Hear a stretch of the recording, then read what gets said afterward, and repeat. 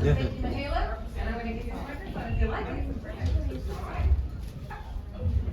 Hello, everybody. Hello. So good to be with you all tonight and sharing in this celebration together. I want to thank my fellow classmates for choosing me to share some thoughts with you all tonight. I'll start by sharing a quote that I first heard when I started practicum and began seeing clients.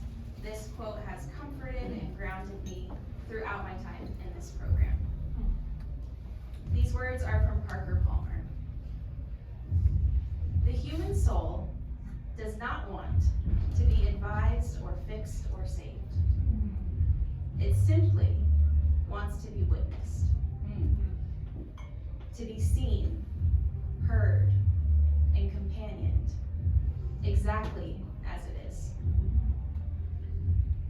I, like many of us, had a lot of ideas about what it meant to be a therapist when I started this program. Lots of ideas about advising and fixing and saving. And I also, like many of us, was completely unaware of the unconscious drive to advise and fix and save myself.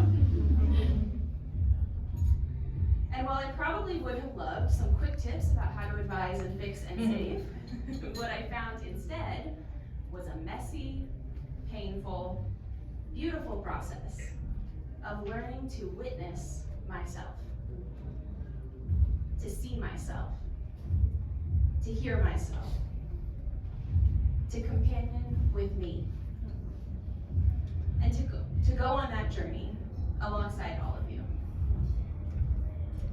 As graduate students of clinical psychology, we developed new language to describe the implicit knowings that we always had. And as we explored new concepts and information and practiced our new language, we began to illuminate pieces of ourselves, pieces that had always been there, and some pieces that we had never really looked at until now. I am reminded of an old Jewish phrase about the beauty of viewing scripture from multiple lenses, turning the gem. As we engaged in this internal self-work, we continued to view ourselves from multiple angles and lenses, turning the gem. We turn the gem, and the light hits in a new way, and we see ourselves and our relationships and our world from a new perspective. And the gem continues to turn, revealing new insights, new glimmers of light, and casting new shadows. A process that can be overwhelming and exhausting and invigorating all at the same time. And this process is continual, a wrestling that we began here that will continue long after we leave.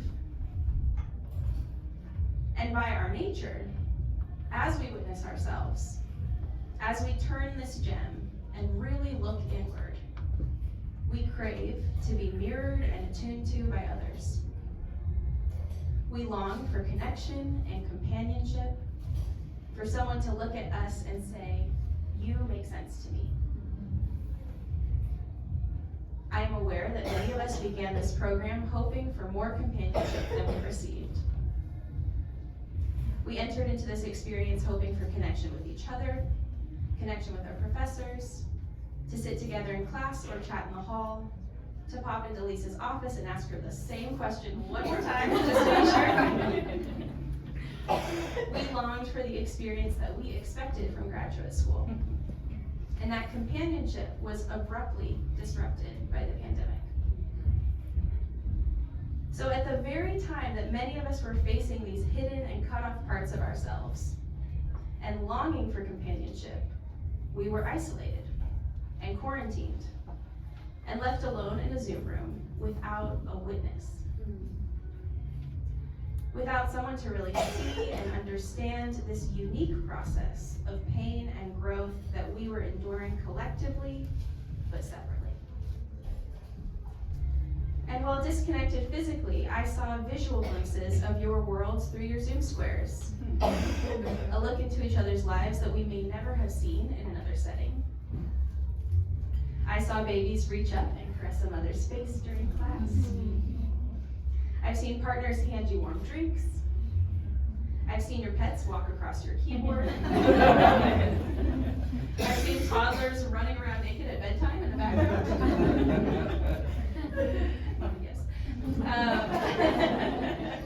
I've seen you mouth the words, "I'm in class," and gesture for someone to shut the door.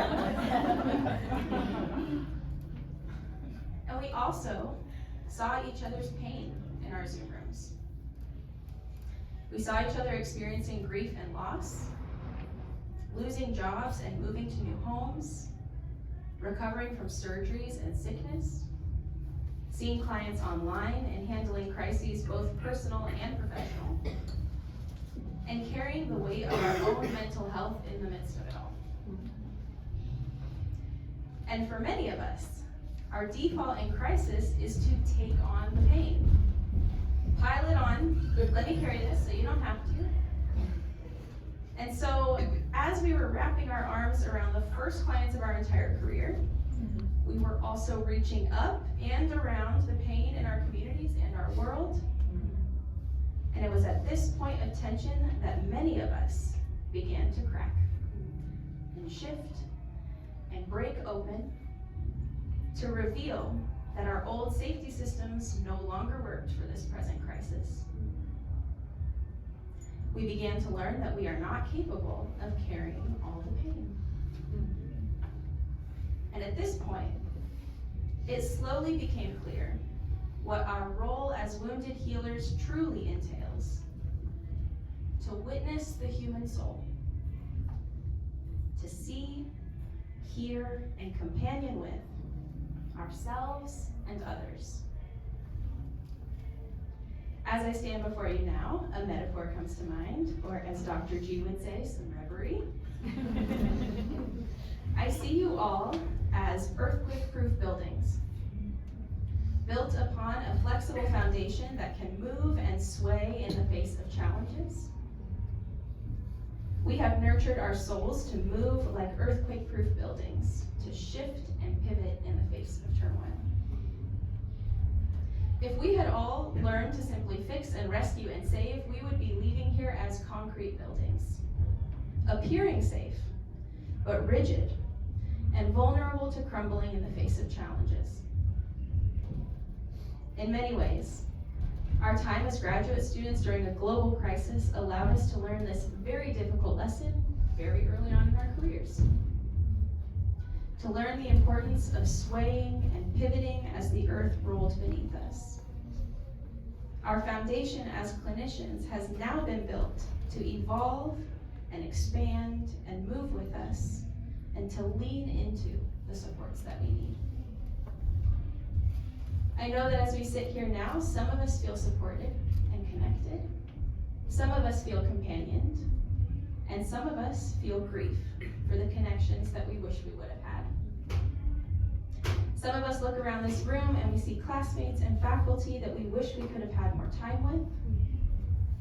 I encourage you to continue seeking out connections and companionship from this program.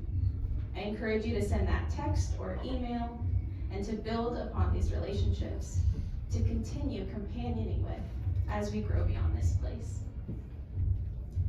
I also want to take a moment to recognize our professors and faculty who experienced many of the same shifts and emotions that we experienced during this program. You taught our courses and supported our development as therapists, all while balancing your careers and your clients in the midst of the same crisis that we all experienced. I am grateful for your wisdom, your guidance, and the example you set of how to care for yourself and others. It has been an honor to learn from you. I'm so grateful to be a part of this graduating class, and I am so, so proud of all of us.